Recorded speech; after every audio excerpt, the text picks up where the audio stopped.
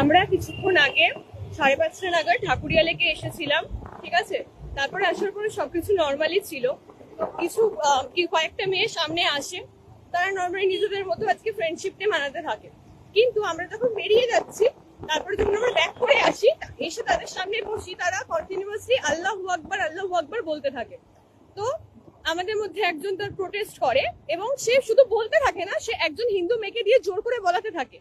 এবং আমাদের মধ্যে একজন তার প্রোটেস্ট করে এবং শুধু নর্মাল ভাষাতে বলে যে তোমরা এটা কেন করছো, এটা কি কোনো রিলিজিয়াস প্লেস যে তোমরা এখানে এসে এটা আল্লাহু আকবার বলে চিৎকার করছো?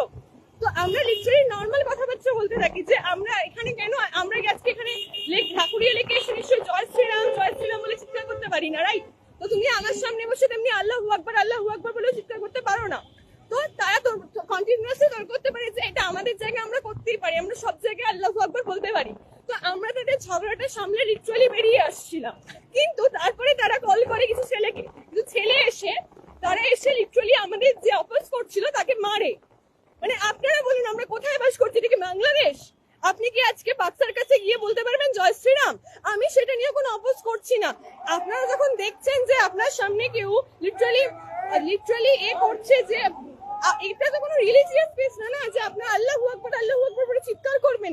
উল্টে আপনারাই ঝামেলাখানা করছেন, তারপরে আপনারাই লোক আনছেন, ও লোক এনে আপনারা আবার আমাদেরকে পিটাচ্ছেন।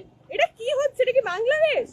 মানে আমরা কোথায় বাস করছি? জাস্ট এদেরকে তো পুলিশ ধরবে না, তারা সঙ্গে সঙ্গে সেই প্লেসটা ছেড়ে চলেও গেল। আমরা যে কিছু করবো তার মধ্যে তারা সঙ্গে সঙ্গে প্লেসটা ছেড়ে চলে গেল, কারণ তারা জানে যে তারা কি ভুল করছে। তারা চলে কেন গেল? এদেরকে লিটারালি আমাদের সিএম এদেরকে এখানে মানে থাকার জায়গা দিচ্ছে। কি কোথায় আছি আমরা একা? হ্যাঁ, আমরা ঠাকুরের লেকে অব্দি আসতে পারবো না? বাচ্চার কাছে যাচ্ছি না আমরা, তাহলে আমরা ঠাকুরের লেকেও